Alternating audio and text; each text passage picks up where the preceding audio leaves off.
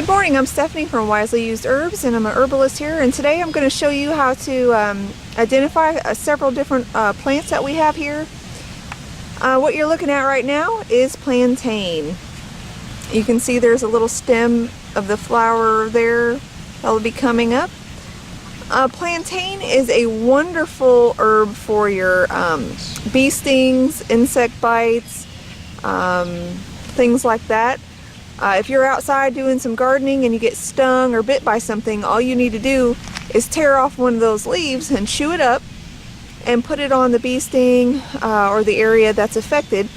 You can even wrap it in some gauze and leave it on there for a while.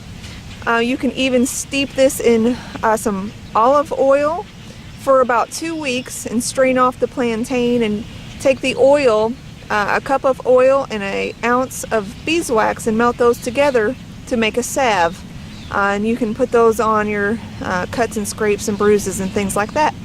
It's a really great herb, and I'm fairly sure most people have this growing somewhere right now. This is actually in my garden. I'll be harvesting it up so I can get rid of it for my garden, but that's just one of those herbs, and I'll be showing you some more here.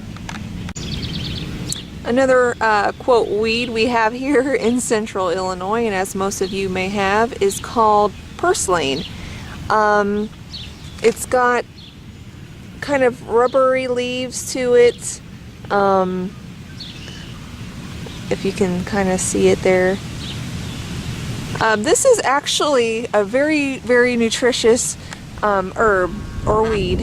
It's got, in a cup of this, you have 300 to 400 milligrams of omega-3 and omega-6 fatty acids in here.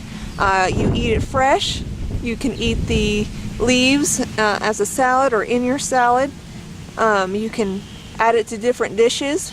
It's usually better fresh. If you cook it, it can get a little bit slimier, but it's a very, very good herb.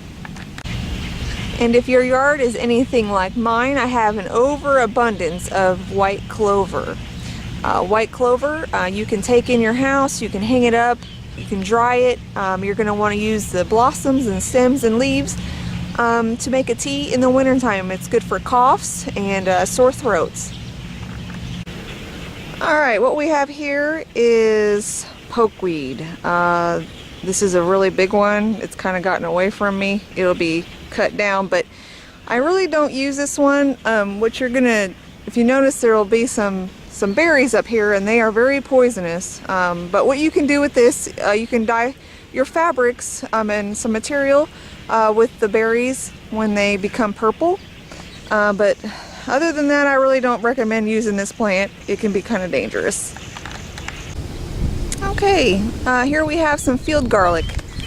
You can see here, if you can see that, the blossoms there, and underneath there is the little seed pods.